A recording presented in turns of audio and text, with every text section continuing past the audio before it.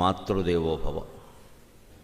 అమ్మను నమ్మిన వానికి నెమ్మది భావాలు పుట్టు నిండు మొయిల్లై. అమ్మను నమ్మిన వానికి నెమ్మది భావాలు పుట్టు నిండు మొయిల్లై. కమ్మని భావములీయగా కమ్మని వాక్యములీయగా అమ్మనే ప్రార్థింతు. కమ్మని వాక్యములీయగా అమ్మనే ప్రార్థింతు. గుండెడాత్మీయతతో మా అమ్మనే ప్రార్థింతు. గుండెడాత్మీయతతో.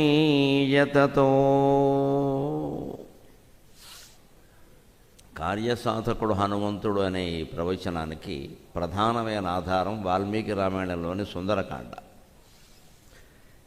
వాల్మీకి రామాయణంలో ఏ కాండ ఎంతకాలం జరిగింది అనడానికి ఒక లెక్క ఉంది.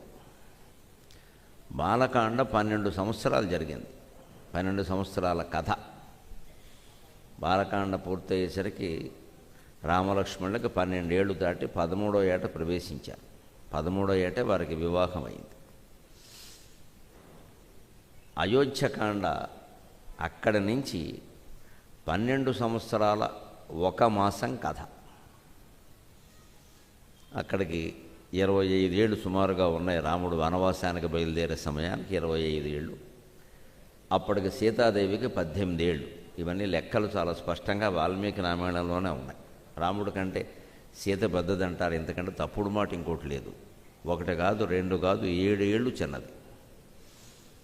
వనవాసానికి బయలుదేరే సమయానికి ఆయన వయస్సు 25 ఏళ్ళు అయితే ఈవిడ వయస్సు 18 ఏళ్ళు. పెళ్లి నాటికి ఆయన వయస్సు 13 ఏళ్ళు అయితే ఈవిడ వయస్సు 6 ఏళ్ళు. జనక మహారాజు ఒళ్ళో కూర్చోబెట్టుకుని పెళ్లి చేశాడు. చిన్నపిల్ల కాబట్టి ఒళ్ళో కూర్చోబెట్టుకుని పెళ్లి చేశాడు. తలంబరాలు పోయిస్తుంటే కూడా చేతులు ఎత్తి ఆయనే పోయించాడు. పొయ్యలేదు ఆవిడ. ఆ ముచ్చట్లన్నీ ఆ రోజుల్లో ఉండేవి. అప్పటి నుంచి అతనే భర్త అతనే భార్య అనే భావన ఉండడం వల్ల కలకాలం ఆ బంధం అలా నిలబడింది కూడా. అలాగా లెక్కగా చూస్తే బాలకాండ 12 సంవత్సరాల కథ అయితే అయోధ్యకాండ 12 సంవత్సరాల 1 మాసం 10 రోజుల కథ. రోజులతో సహా లెక్క ఉంది దానికి. మళ్ళీ అరణ్యకాండ 13 సంవత్సరాల 1 మాసం కథ. అది 14 ఏళ్ళు వనవాసమైన అందులో కిష్కింధ కూడా కలిపి వస్తుంది. కిష్కింధ యుద్ధం అన్నీ కలిపే అరణ్యవాసం. అందుకని 13 సంవత్సరాల 1 మాసం కథ. కిష్కింధకాండ కేవలం 8 నెలల కథ, 8 months. సుందరకాండ కేవలం 1.5 రోజు కథ, 1.5 day. మన గంటల లెక్కలో చెప్పాలంటే 36 గంటలు. ఏదో హైదరాబాద్ నుంచి ఢిల్లీ పెడితే సరిపోతుంది, విశాఖపట్నం నుంచి ఢిల్లీ పెడితే సరిపోతుంది అది రైల్లో. 36 గంటలు అంతే. 36 గంటల్లో కథ పూర్తయింది. యుద్ధకాండ 21 రోజుల కథ, 21 days యుద్ధం జరిగింది. ఇవన్నీ లెక్కలు పక్కాగా ఉన్నాయి. పరిశోధనల అనంతరం అనేక రకాల ఆధారాలు చూసుకుని తర్జన భర్జనలు పడి తేల్చినటువంటి లెక్కలు. ఈ లెక్క మనం ఇప్పుడు ఎందుకోసం చెప్పుకోవడం అంటే, అన్ని కాండల్లోకి అతి తక్కువ సమయంలో జరిగినటువంటి కథ కలిగిన 1.5 రోజుల సుందరకాండ మొత్తం రామాయణంలో రామాయణ మహామాల రత్నం అన్నట్టుగా నిలబడింది. అందుకే మనకు తెలుగులో చెప్తారు, కాకిలా కలకాలం బతకడం కంటే హంసల 6 నెలలు బతకడం మంచిదే.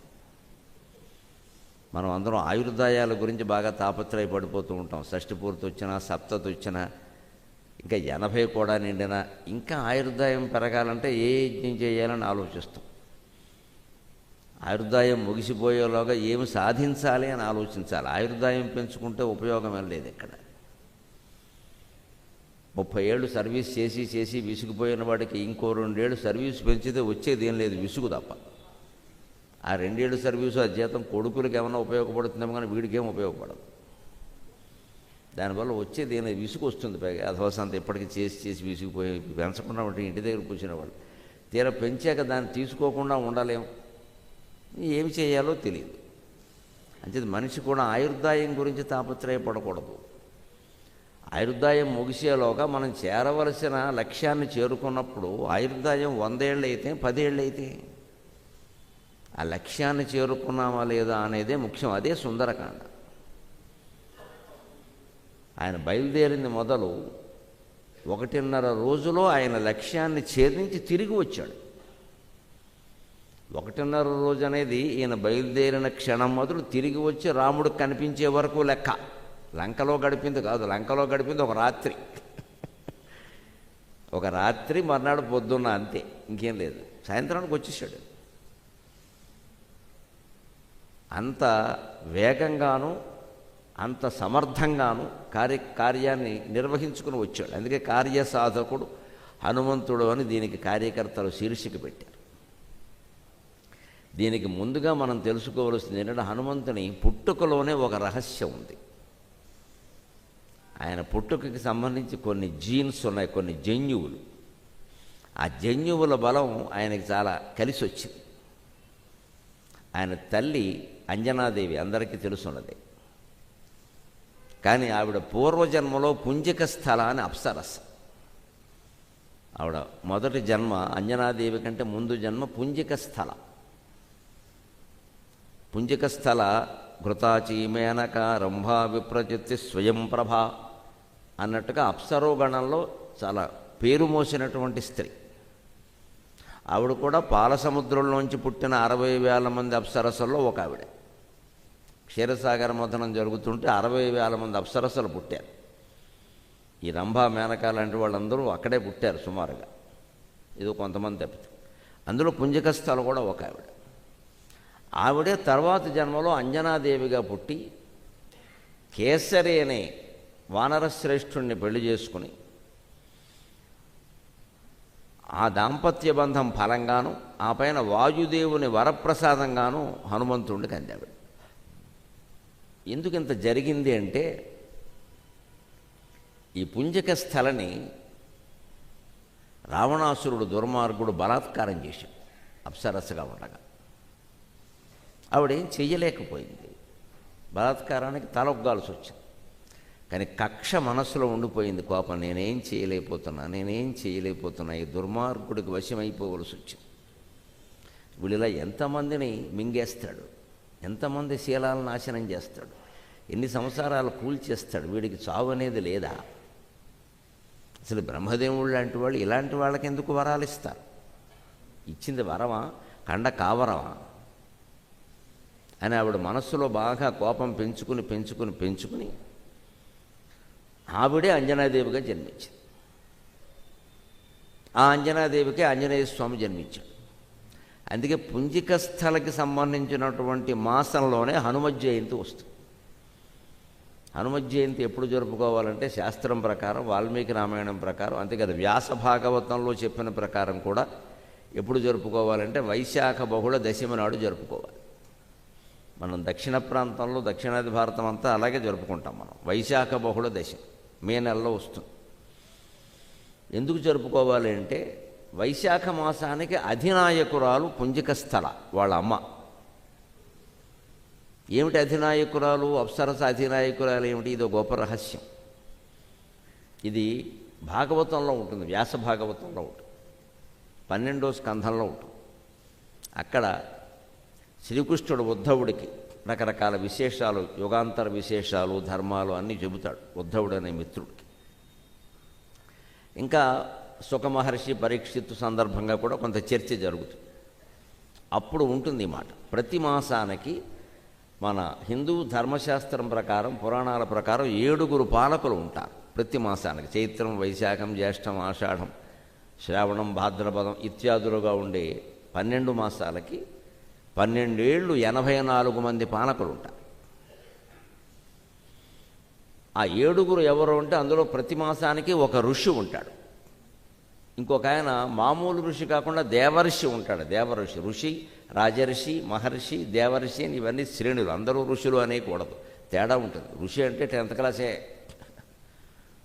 రాజర్షి అంటే ఇంటర్మీడియట్, మహర్షి అంటే డిగ్రీ, దేవర్షి అంటే పీజీ పిహెచ్డీ కూడా. ఆ దేవర్షుల్లో వాళ్ళే నారదుడు, అసితుడు, దేవలుడు మొదలైన వాళ్ళు. అది పైశ్రేణి, అది దేవర్షి అని.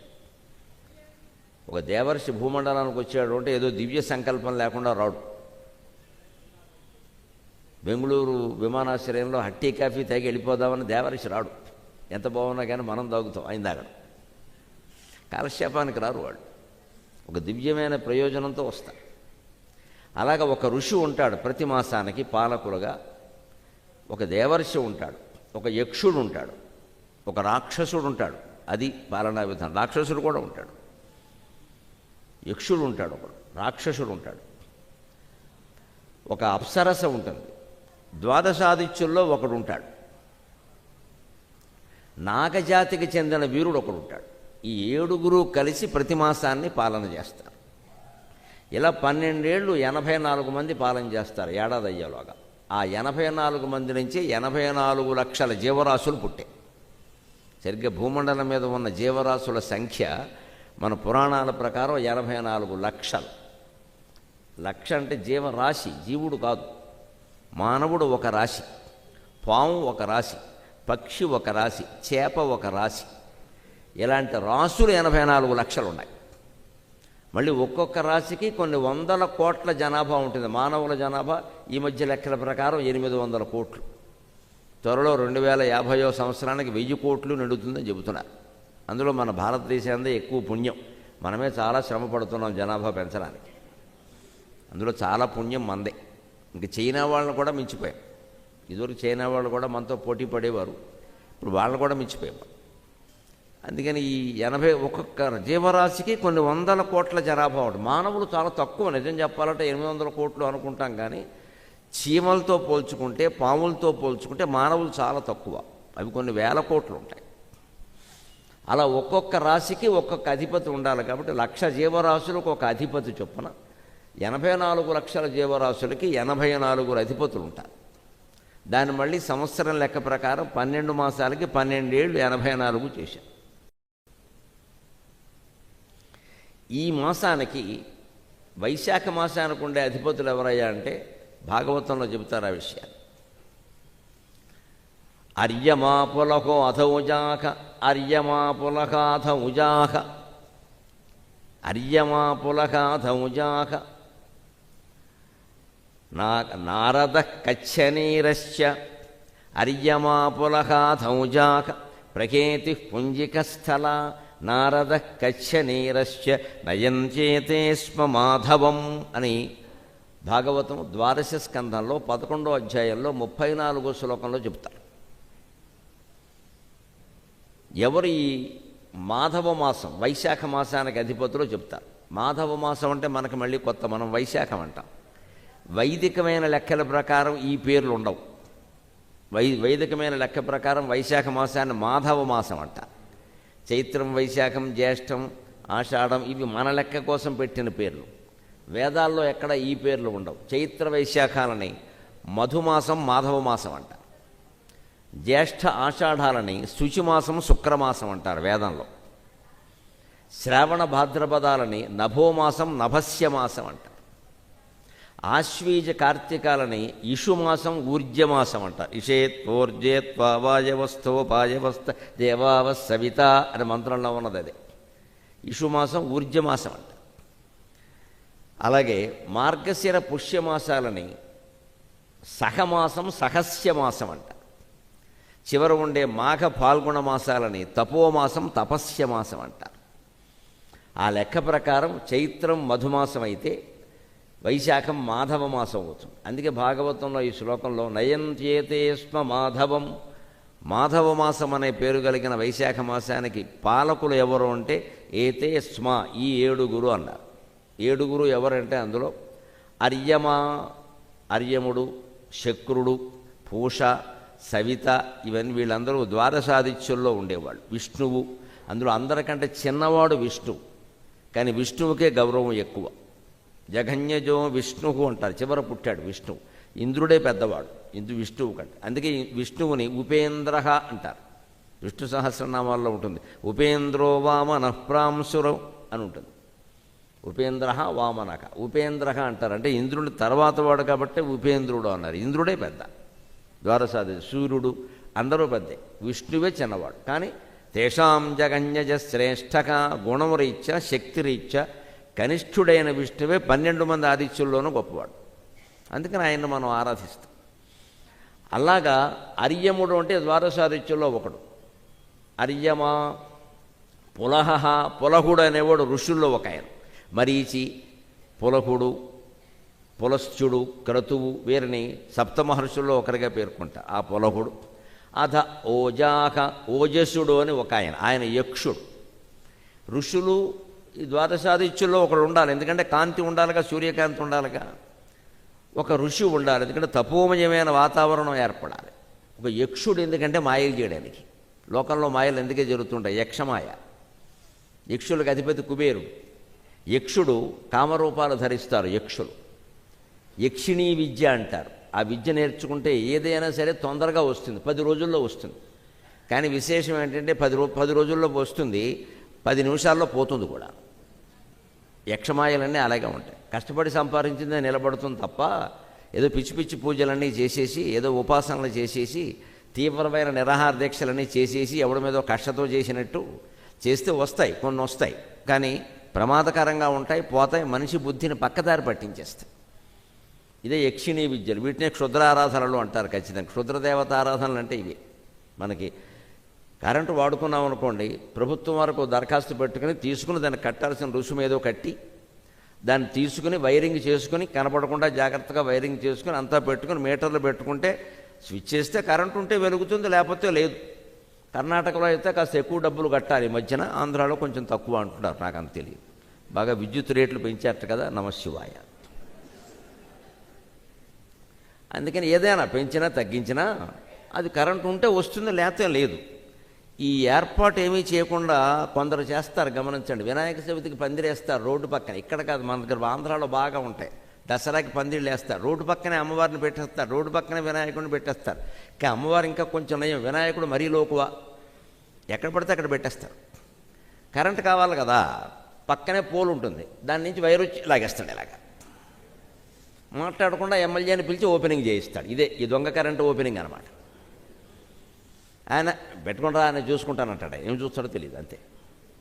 అటువంటిప్పుడే షార్ట్ సర్క్యూట్ జరుగుతుంది, గమనించండి. సరిగ్గా ఏర్పాటు చేయకపోవడం వల్ల, దొంగ కరెంటు లాగడం వల్ల, అది ఎక్కడి నుంచో పెట్టేయడం వల్ల ఎవడో దాని మీద నీళ్లు పోసేసి, వాన కురిసేసి, నాన్న గొడవ అయిపోయి షార్ట్ సర్క్యూట్ అవుతుంది. అదే కరెంటు సక్రమంగా లాక్కుంటే అలా జరగదు. ఈ దొంగతనంగా లాక్కుంటేనే జరుగుతుంది. ఈ క్షుద్రదేవత ఆరాధన మొత్తం దొంగ ఆరాధనే. నువ్వు ఆ తొందరగా పొందాలని చూస్తున్నావు. ఎందుకు ఆ తొందర? దేనికి పట్టే సమయం దానికి పడుతుంది. బిడ్డ కడుపులో పడింది అంటే బయటికి రావడానికి 9 నెలలు పడుతుంది. 3 నెలల్లో లాగేస్తానంటే అలాగా? అన్ని అవయవాలు ఉండవు. 3 నెలల్లో లాగితే 3 అవయవాలే ఉంటాయి, 4వ నెలలో లాగితే 4 అవయవాలే ఉంటాయి. అవి కూడా పూర్తిగా ఉండవు. నాకు అంత టైం లేదండి, మా వాడు ఇంగ్లీష్ మీడియంలో చేర్చాలి, 10 months గర్భంలో వేస్ట్ అయిపోతుందంటే, మహానుభావ నీకు నమస్కారం. తల్లి కడుపులో ఉన్న 10 నెలల్లో కూడా వేస్ట్ అయిపోతుందని ఆలోచిస్తున్నాడు. నిజానికి మొత్తం జీవితంలో ఏ శంక, ఏ భయం లేకుండా అద్భుతంగా గడిపింది ఏదైనా ఉంటే తల్లి కడుపులో మాత్రమే. మనం బయటకు వచ్చింది మొదలు అన్నీ బాధలే, అన్నీ భయాలే. మనం సుఖంగా ఉన్నాం ఎప్పుడున్నామో తల్లి కడుపులోనే ఉన్నాం. అప్పుడు మనం సుఖంగా ఉన్నామని మనకు తెలియదు. ఇక తర్వాత సుఖంగా ఎప్పుడు ఉంటామంటే శ్మశానంలో ఉన్నప్పుడు ఉంటాం. అది తెలియదు, ఇది తెలియదు. నిజానికి అప్పుడే ఉండేది. మనిషి ఎప్పుడు సుఖపడతాడు అంటే పుట్టక ముందు, పోయిన తర్వాత. పుట్టిన తర్వాత సుఖం ఉండదు ఎప్పుడు. అందరికీ తెలుస్తూనే ఉంది. ఇక్కడ సుఖపడుతున్నామని మనం అనుకుంటున్నాం అంతే. సుఖం వెనకాల ఎన్నో దుఃఖాలు ఉన్నాయి ఇక్కడ. అంచేతనే ఇది చాలా కష్టపడి జాగ్రత్తగా పొందాలి. కానీ ఏదైనా సరే, శ్రమ అయినా సరే, హనుమంతుడు మనకు చెప్పబోతున్నది అదే. ఆయనకున్న అడిమ, మహిమ, గరిమ, లహిమ, ప్రాప్తి, ప్రాకామ్యం, ఈశత్వం, వశత్వంతో ఏదైనా చేసేయచ్చు, నిమిషాల మీద సాధించవచ్చు. అలా చేయలేదు ఆయన. ఎలా చెయ్యాలో అలాగే చేశాడు. కింద పడించోట పడ్డాడు, మళ్ళీ చెయ్యాలనుకుని లేచాడు. అందుకే నేను పడను అని అనలేదు. పొరపాటు పడితే పడ్డాడు, మళ్ళీ తెలుసుకున్నాడు. ఆత్మహత్య చేసుకునే ప్రయత్నం కూడా చేశాడు, తెలుసుకున్నాడు. రాక్షసులు దెబ్బ కొడితే పడ్డాడు, అంతకు 2 రెట్లు కొట్టాడు. కానీ అసలు హనుమంతుడిని కొట్టడానికి వీలేదంటే కుదరదు. అటువంటి చట్టాలు ఏం లేవు ఇక్కడ. కొడతారు, వాళ్ళ రాజ్యానికి వచ్చా కొట్టరేమిటి? పడ్డాడు. అంటే మనం గ్రహించవలసింది ఏమిటంటే, కార్యసాధన చెయ్యాలి అంటే ఓటమికి కూడా సిద్ధపడాలి. గెలిపే కావాలంటే కుదరదండి. ఎలాగైనా సరే నేను గెలవాల్సిందే అనబట్టి అక్రమాలు జరుగుతున్నాయి. నేను గెలిచినా గెలవకపోయినా నియోజకవర్గానికి సేవ చేయాలంటే అక్రమంగా గెలవాల్సిన అవసరం లేదండి. మనం గెలిస్తే మనం చేస్తాం, లేకపోతే ఆవిడ గెలిస్తే వాడు చేస్తాడు. మనకే లేదుగా, నేను గెలిచి తీరాలి అంటే నీ దృష్టి సేవ మీద కాదు, నువ్వు గెలవడం మీద ఉంది. రాజకీయాలు ఎంత కుళ్ళిపోయో అర్థమవుతూనే ఉంది అక్కడ. అందుకే కుళ్ళిపోయాయి. హనుమంతుడికి అది లేదు. దీనికోసం ఎంత ప్రయత్నం చేయాలో అంతా నేను చేస్తాను. అవ్వడం అవ్వకపోవడం రామానుగ్రహం, నేనేం చేయలేను. ఇలాగే ఉండాలి మనం, ఆ ప్రయత్నం చేయాలి. అందుకని యక్షుడు కూడా ఉంటాడు ఈ పాలకుల్లో, లోకాన్ని పరిపాలించేవాళ్ళు. ఎందుకంటే కొంతమందికి ఆ బుద్ధులు చూస్తున్నాం కదా మనం, తొందరగా అయిపోవాలి. అందుకని యక్షుడు ఒకడు ఉంటాడు. దాంతోపాటు ఒక రాక్షసుడు ఉంటాడు, ప్రహేతి. వైశాఖ మాసానికి అధిపతి అయిన రాక్షసుడు ప్రహేతి. రాక్షసుడు ఎందుకు ఉంటాడు? రాక్షసులు లోకంలో లేరు, వాడి చలవే. లోకంలో ఎంతమంది రాక్షసులు లేరు, వాడి చలవే, అది వాడి ప్రభావం. అప్సరస్సులు ఉంటారు లోకంలో, అందానికే కాదు, సుగుణానికి, నాట్యానికి, రకరకాల కళలకి, మాయల్లో ముంచడానికి, మాయల్లో పడ్డానికి రెండు ఉంటాయి. అప్సరస్సులు అంటే మన మాయలో ముంచడం కాదు, వాళ్ళు పడతారు. ఇది విశ్వామిత్రుడిని ముంచేద్దామని వచ్చింది మేనక. అక్కడి నుంచి ఆవిడికి తగులుకుందిగా కూతురు పుట్టింది, ఇక్కడ వదిలేసి పోవాల్సి వచ్చింది. మళ్ళీ ఆ కూతురుని రక్షించుకోవాల్సి వచ్చింది శకుంతల. రంభ విశ్వామిత్రుడిని తపస్సు భంగం చేద్దామని వచ్చింది. ఆయన ఈసారి పడలా, మేనక్కి పడ్డాడు, రంభకి పడలేదు. రాయి అవుతామని శపించాడు, చచ్చినట్టు 10,000 ఏళ్ళు రాయే బతికింది. అంచేది అప్సరస అయినంత మాత్రాన సుఖపడుతుందని ఏం లేదు, బాధపడుతుంది. అంచేది అప్సరసలు మన మాయలో పడేస్తారు, వాళ్ళు పడతారు. ఇప్పుడు వాడి ఇంట్లో వాడు జపం చేసుకుంటే పోయేదానికి ఒక్కోడు ఏం చేస్తాడంటే అరుగు మీద కూర్చొని చేస్తాడు. అప్పుడప్పుడు కళ్ళు మూస్తాడు, అప్పుడప్పుడు తెరుస్తాడు. కళ్ళు మూయడం ఎందుకంటే అవతల వాళ్ళని మాయలో పడేయడానికి, కళ్ళు తెరవడం ఎందుకంటే వీడు మాయలో పడ్డానికి. నువ్వు నిజంగా జపం చేస్తే కళ్ళు తెరిచే పని ఏముంది నీకు? ఎందుకు తెరుస్తున్నావు? ఎవడైనా అట్టిపళ్ళు పెట్టాడేమో చూసుకోవాలి కదా. మా అట్టిపళ్ళు అయితే పర్వాలేదు, 500 నోటు పెట్టించాడేమో చూసుకోవాలి కదా. అప్పుడు కళ్ళకి అద్దుకుని లోపల వేసుకో, అంటే వీడి జపం 500 కోసం. అంటే దొంగ జపం చేసేవాడు అరుగు మీద కూర్చొని చేస్తున్నాడు అంటే వాడు అప్పుడప్పుడు కళ్ళు తెరుస్తున్నాడు, అప్పుడప్పుడు మూస్తున్నాడంటే ఉద్దేశం ఏమిటంటే కళ్ళు ముయ్యడం అనేది మన్ని మాయ చేయడానికి, కళ్ళు తెరవడం అనేది వాడు మాయలో పడ్డానికి. ఇంకెందుకు? వాళ్ళు మన మాయ చేస్తున్నారంటే లేదు, వాళ్ళు కూడా మాయలో పడుతున్నారు. లోకమంతా ఇంతే విచిత్రం. మనం ఏదో చేసి ఎవన్నో మాయ చేసామంటాం, మనం కూడా పడ్డాం. అంచేతన రాక్షసులు ఉంటారు, అప్సరస్సులు ఉంటారు. పుంజిక స్థలాన్ని అప్సరస్సు ఉంది. అలాగే నారదగా దేవర్షి, నారదుడు అధిపతి వైశాఖ మాసానికి.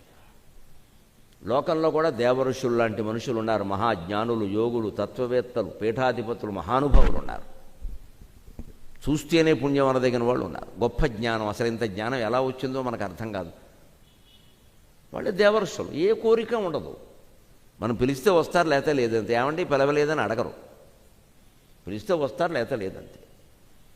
ఏం ఆశించరు, ఇస్తే పుచ్చుకుంటారు, లేతే లేదు, అది కూడా ఆశించరు. కానీ జీవితం హాయిగా గడిపిస్తూ ఉంటారు. దేవర్షి. కచ్చనీరశ్చ, నాగజాతికి చెందినవాడు. ఆదిశేషుడు, వాసుకి, కర్కోటకుడు, తక్షకుడు, ఈ కచ్చనీరుడు వీళ్ళంతా నాగజాతి నాయకుడు. నాగులు, పాములు లాంటి మనుషులను చూస్తున్నాం కదా. పాము కంటే ఘోరమైన వాళ్ళని చూస్తున్నాం. పాముకి తలలోనే విషం ఉంటుంది, నిలువెల్లా విషం ఉన్న వాళ్ళని చూస్తున్నాం ఇక్కడ.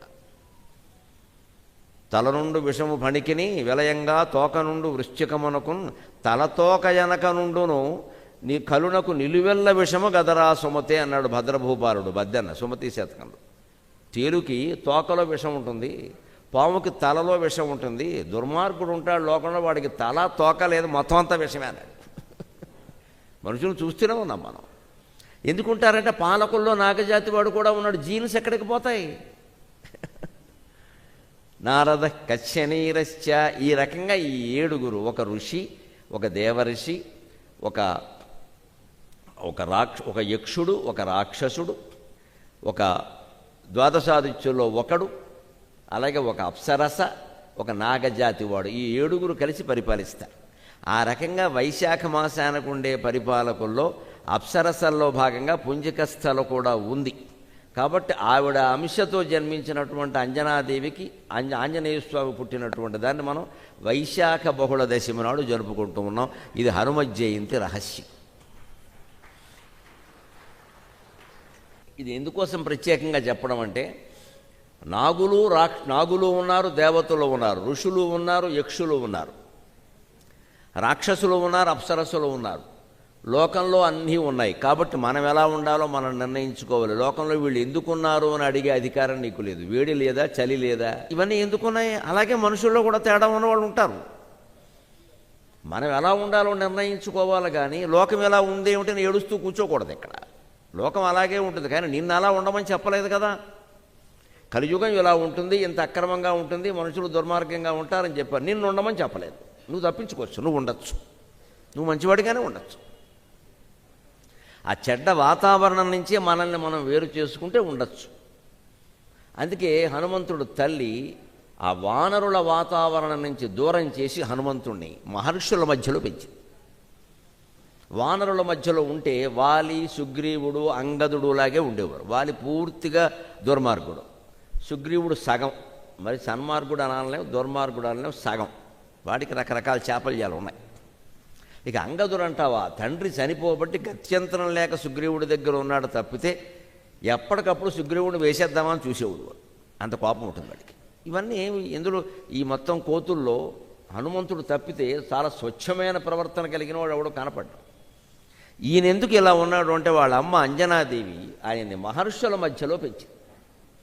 ఇక్కడుంటే వీడు తిన్నగా ఉన్నాడు, కోతి వేషాలు వేస్తాడు అని పెంచింది. అందుకని హనుమంతుని బాల్యం